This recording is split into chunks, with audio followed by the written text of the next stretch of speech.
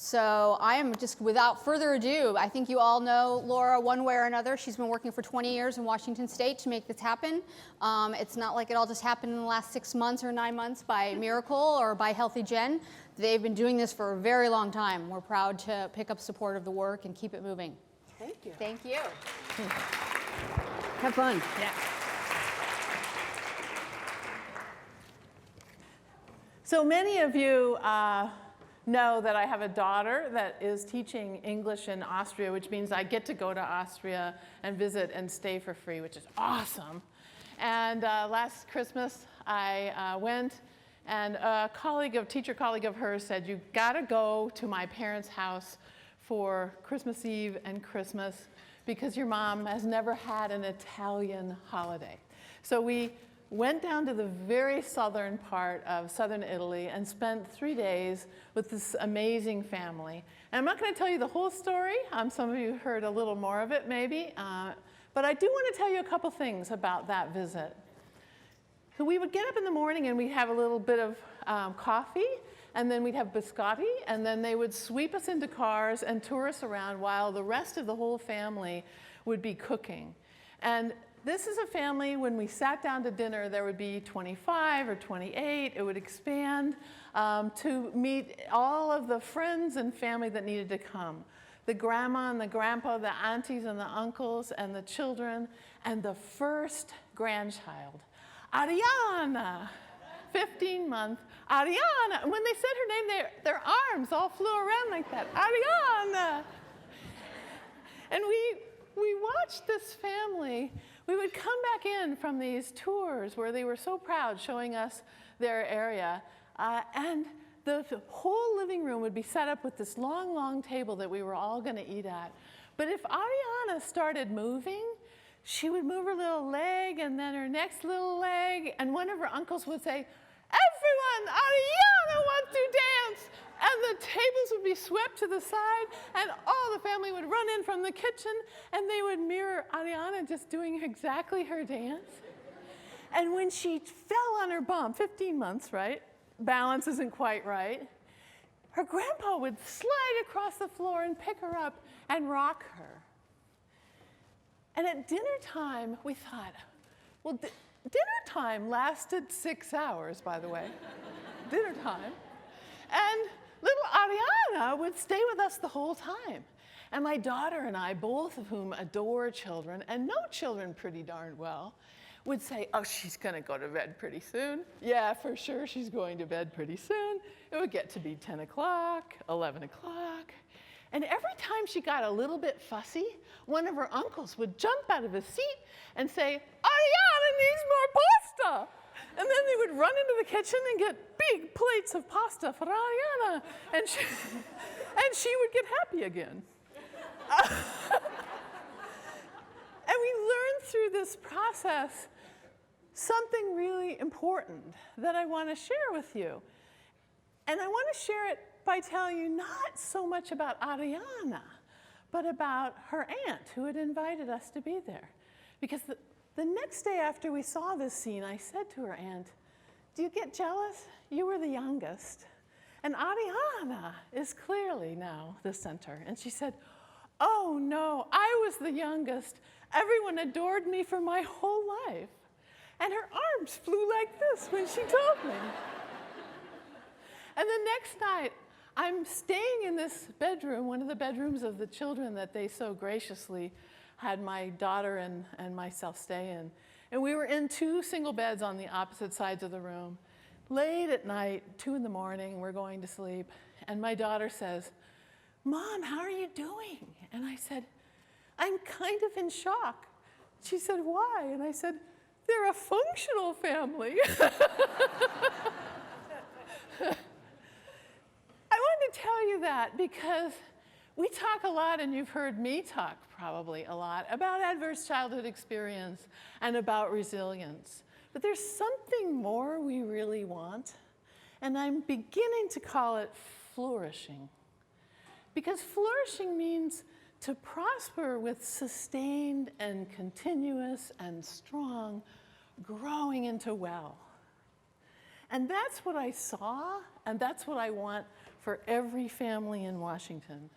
And we're learning a lot about that, and we're learning it partly by studying this cluster of science we're now naming NEAR, and you have a booklet in your packets that's all about NEAR. And NEAR stands for Neuroscience, Epigenetics, Adverse Childhood Experience, and Resilience. All of these taken together give us a more whole picture of what's happening with experience over the life course and what's happening with experience over generations. And both of those things matter for our health and our longevity and our happiness and our children's children.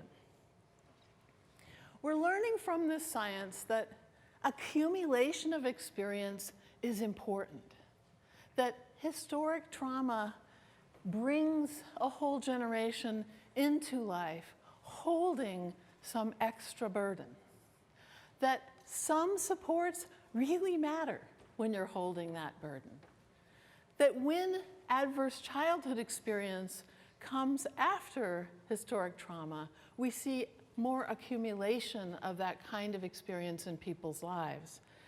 And that those are the very people where we see more peer adversity and then more adult adversity. When we look at the data we're collecting from adults and youth in Washington State, unfortunately, we see this story unfolding in people's lives. The story is the very same people who have had the biggest challenges are then delivered by our culture, inadvertently, we're not choosing to, the biggest adversities through their life course. And that is what creates risk for the next generation, that constellation of adversity. What gets exciting to me about that is when we understand what happens across generations and we understand what happens across the life course, we can see so many more opportunities to prevent and to build flourishing, right?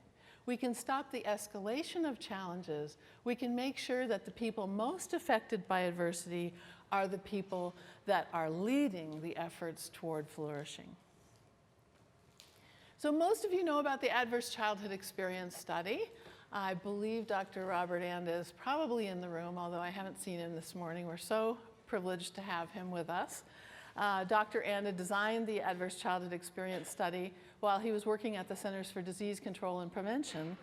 And it is a life course model that hypothesized something that we didn't have the neuroscience yet to really show. When he designed the study, we didn't know the truth of this hypothesis, that adverse childhood experiences lead to disrupted social, emotional, and cognitive development, which leads to risk and disease, disability, and eventually to early death in the population as a whole. So when we know about adverse childhood experiences, we don't know anything about an individual without a conversation, right? If you knew I had an ACE score of 5, you wouldn't know anything about that pyramid about me without a conversation. ACEs are a history. They're part of a story of someone's life. And people that have high ACE scores hold that story every day. They know their lives. They know that this is in them, and they can answer the question, how have these affected you? And they can also answer the question that my colleague Gwen Zora asks frequently, and that's, how have you done so well? We know these things, but we tend not to have the conversations. So when we have this bundle of science, the neuroscientists help us understand the pathways by which our bodies and our minds are adapting in response to experience. And epigeneticists help us understand how adversity can be carried from generation to generation, and eventually will help us understand how flourishing can be carried from generation to generation, and we're a part of that discovery. So in the Adverse Childhood Experiences Study, they considered 10 categories of experience, and these are the 10. 5 indicators of family functioning, So having a mentally ill, depressed, or suicidal person in the home, having a drug-addicted or alcoholic family member, having parental discord. These are things that create stress for children, indicated by divorce or separation or abandonment. Witnessing violence. In the original study, it was against one's mother. In our Washington data, it's against either parent. Incarceration of any family member. They also studied 3 kinds of abuse and 2 kinds of neglect. Now, these amazing scientists never intended that this was the complete list of every kind of adverse experience people could have, but instead they were thinking about preventable kinds of things that happen in people's lives, and with the idea that maybe we could learn something about life course by looking at the experience during childhood. And what they discovered, as you know, because most of us in Washington now know about the ACE study, has profound implications for the health and well-being of society and for every one of our families and communities. This is a list of the kinds of things that ACEs are driving in the population, the rates of risks and of disease, the rates of mental health challenges, the rates of health and social problems, including homelessness, poor health, incarceration, unemployment, people who don't complete secondary education. These have origins in large part in childhood experience. And the most important thing to remember, I think, about this is ACEs are common. In Washington, 2/3 of the population has at least one, and 27%, just under 27%, have 3 or more. Adverse childhood experiences are driving all of those individual challenges, but they're also driving the co-occurrence of multiple kinds of problems in people's lives. And this chart is one that reports on that. On the right, you see a list of health and social problems. And across the bottom are ACE scores from 1 to 8. In the Washington data, by the way, if you don't know the Washington Behavioral Risk Factor Surveillance System data, where we've been collecting information about ACEs on the phone with adults through a random sampling process in 2009, 10, and 11. So we now have the largest state sample in the nation, and we're learning a lot more from that information. In the Washington data, we only looked at 8 ACEs, not 10. So we didn't look at neglect because those 2 questions didn't make it through the very rigorous CDC process to get onto the survey.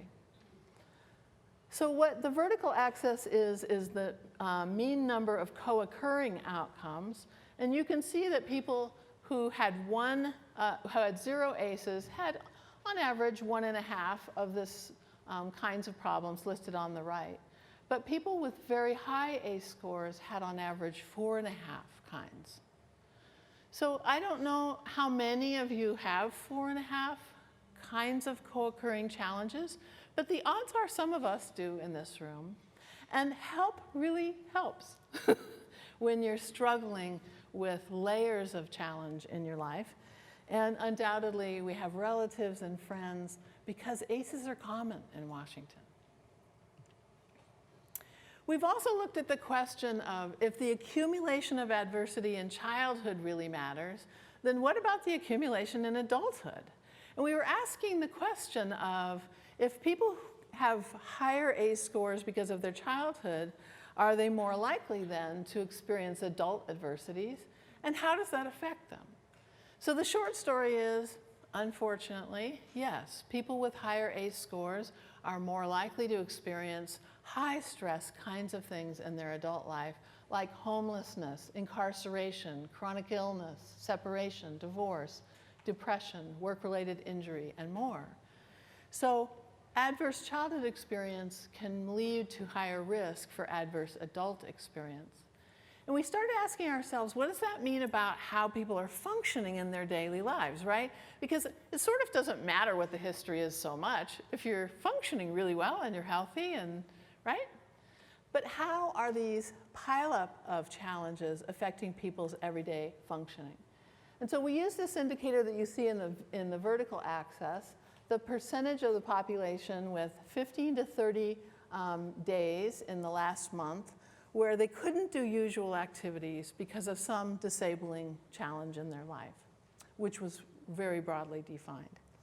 And what we see here is that people with 3 or more ACEs and 0 of those adult adversities, really only about 4% were having those kinds of functioning challenges in a month. Only about 5% of people with 1 adult adversity.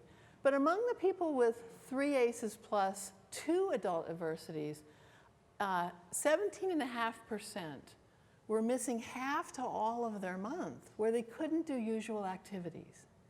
And among people with 3 ACEs plus 3 of those adult adversities, we jump all the way to 57% of those people having difficulty just doing their usual activities, whatever those are, in their lives. So when we hear people say, folks just won't show up at the appointment, it could be because they're having a hard time showing up in their own lives. I remember years ago, I had the privilege of writing a transportation plan for the community where I live.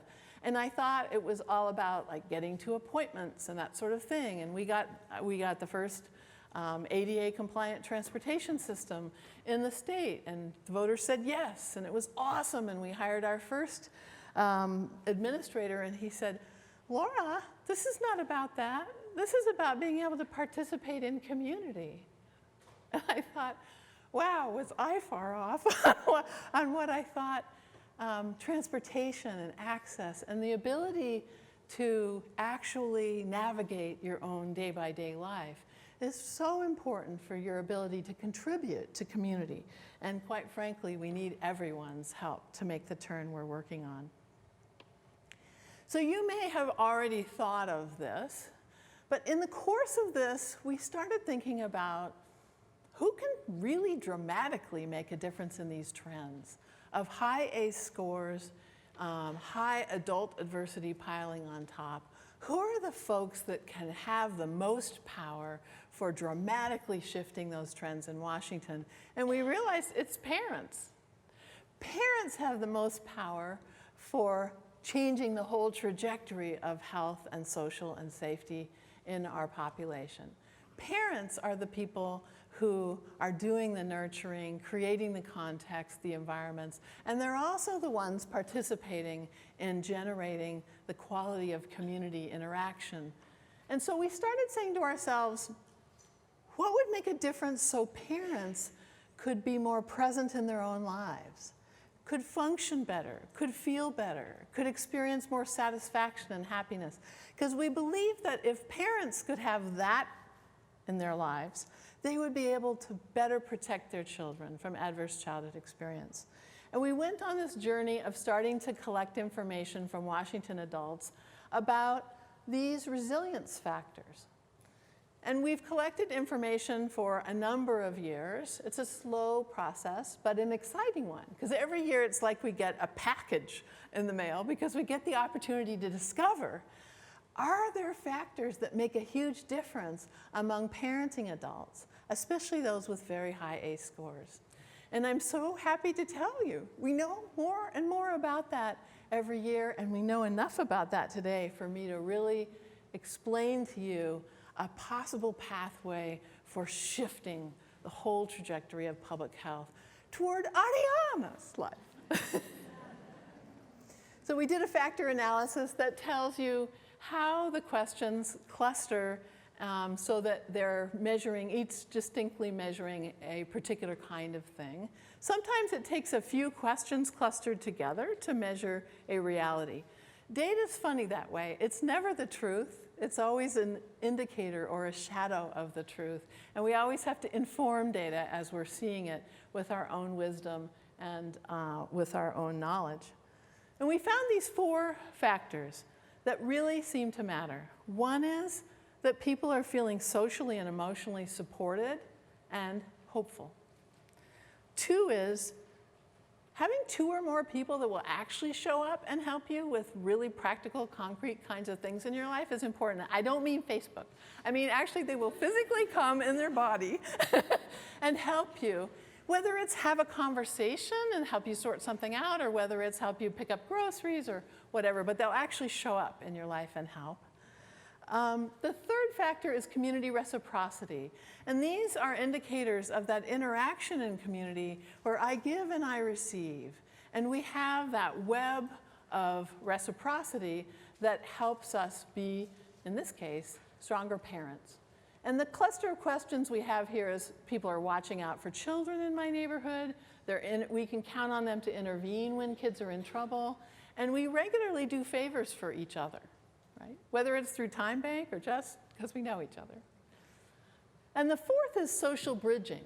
And social bridging is an interesting phenomenon because it means that, you know, the circle of people that you regularly relate to, it means that people inside that circle will reach to a completely separate group to bring help inside the circle for one another. Bridging is a difficult kind of social capital to build, but one of the most powerful kinds, especially in communities where you have high rates of adversity. And so you've got to reach outside of your circle, because maybe your whole circle is really struggling and missing 15 to 30 days out of their month where they can't do their usual activities, right? So bridging social capital helps you build the kind of strong fabric in a community that helps everyone to reach to flourishing. So I'm going to quickly show you just a little bit of data. You have more in your booklets about the power of these in people's lives. So each of these charts is laid out the same. Along the bottom, there are 3 ACE score groups: people with 0 ACEs, people with 1 to 3 ACEs, and people with 4 to 8 ACEs.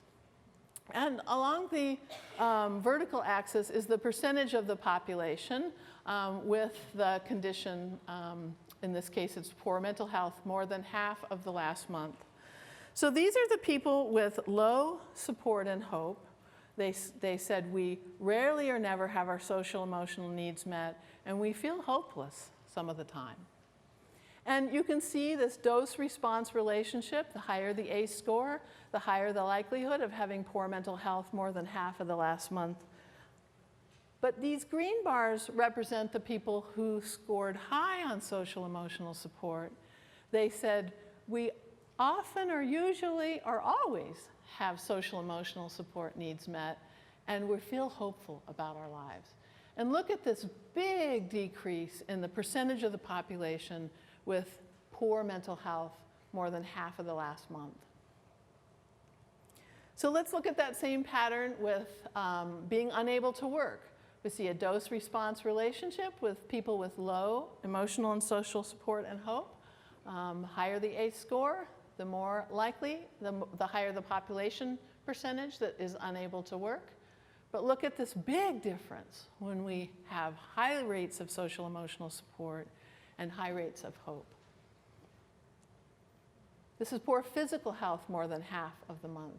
We see the same dose-response relationship. And I might note that even among people with high social emotional support and hope, we still see a dose-response, a strong graded relationship to ACEs. The higher the ACE score, the higher the odds of having poor physical health, but at much lower rates in the population. So we believe that parents who are able to earn a living, that have better physical health, better mental health, are going to be better able to protect their children from ACEs in the next generation. So I want to show you some information about having people who would show up and help. And the reason I think these are so important is absolutely in every community in the state we can change this. We can change the number of people who will show up and help. We can change the degree to which people hold social emotional support in their lives. And I'm not saying it's easy. For some people it's difficult to do that. But we can, if we choose to, make a huge difference in how. So here we see hunger because I didn't have enough money to buy food. This big increase in the percentage of population based on ACE score. But look at the drop. When you've got 2 or more people in your life that will show up and help, you might not have enough money, but you're not as likely, the population is not as likely to be hungry because of that. This is ACEs and mental illness. These are mental illness symptoms, and we see This is the Kessler score, which is a reliable indicator of depression all the way through serious and persistent mental illness. And we see higher the ACE score, the higher the percentage of the populations with mental health symptom challenges, and this huge drop when people have folks that will show up and help. Much lower percentage. In the high ACE category, we go from 38% of the population who have low help, meaning less than 2 people who will show up, down to 15% of the population who has that help in their lives. Here's physical health, same pattern, and same big, huge drop. So we see these simple kinds of changes have such a big correlation with better physical health, better mental health, better work, less hunger, and we could go on and on. We think we have some clues about simple pathways to dramatically improve health in Washington. I want to mention the last 2. We don't have charts and graphs for them because the data is pretty new. We get our second year of data in October, so that's our present this year, where we'll be able to really look more at community variation on these things. But community reciprocity, through something as formal as time banks or just through regular cultural habits among people, is really important to health and to social and to safety. And social bridging is as well. And we can already see in our data better trends in communities with high rates of those things, in obesity, in symptoms of mental illness, in alcohol consumption, and we're particularly concerned about women who have children in their homes, because those are such strong protectors for the next generation. Better physical activity rates and happiness, less worry about money for rent, more likely to have a primary care physician. They're more likely to experience housing stability, less likely to experience instability, and they're less likely to be hungry because they don't have money. So as I wrap up, I just want to show you that communities really vary in the ACE scores of their populations. And this is a map that shows us the percentage of population with 6 or more, with 6 or more ACEs. And the orange parts of this map are the highest prevalence in the state. And I live in Mason County and was an elected official in Mason County. And I live in that orange section, and I happen to know the data in Mason County. And I want to tell you that where I live, 1 in 5 adults has an ACE score of 6 or more. And operating in that community really is different. It's a different place. It requires a different understanding that people aren't always making a choice in the way they're interacting with formal systems. They're responding to the stressors in their lives. And they can protect and will protect and want to protect the next generation. They're dear to them in the same way that Ariana is dear to her family. But parenting can be harder for people who've experienced a lot of adversity. It's like starting a marathon race 5 miles back, right? It's harder. And so we need to pay attention to how we need to change as we're working in communities with very, very high ACE prevalence. And I want to show you here that we can also begin to map the rates at which people have 2 or more folks that will show up and help. We're beginning to be able to look at community variation on this resilience index, which is so important. And we can see that some of the very same places with very high ACE scores are also the places where people are experiencing 0 or 1 person that would show up and help. Now, we can certainly change that. And the people most affected by adversity can lead that change. That's why I'm so excited about community health workers, about peer models, about community capacity building, about the social cure, because we are the ones that make that change. So in closing, I want to close by reading you the statement that I couldn't remember in the video when they were filming me. And I actually didn't know they were going to choose that clip. But this is wise words from a Hopi elder. And I think they're important words for us to keep in our minds and our hearts today. The Hopi elder said, "You've been telling the people that this is the 11th hour. Now you must go back and tell the people that this is the hour. And there are things to be considered. Where are you living? What are you doing? What are your relationships? Are you in right relation? Where's your water? Know your garden. Is it time to speak your truth? Create your community and be good to each other. And do not look outside yourself for the leader. There's a river flowing now very fast. It's so great and swift that there are those who will be afraid. They will try to hold on to the shore. They will feel they're being torn apart, and they will suffer greatly. Know the river has its destination. The elders say we must let go of the shore, push off to the middle of the river, keep our eyes open and our heads above the water, see who is in there with you, and celebrate." At this time in history, we're to take nothing personally, least of all ourselves. For the moment that we do, our spiritual growth and journey comes to a halt. The time of the lone wolf is over. Gather ourselves. Banish the word struggle from your attitude and your vocabulary. All that we do now must be done in a sacred manner and in celebration. We are the ones we've been waiting for. Thank you.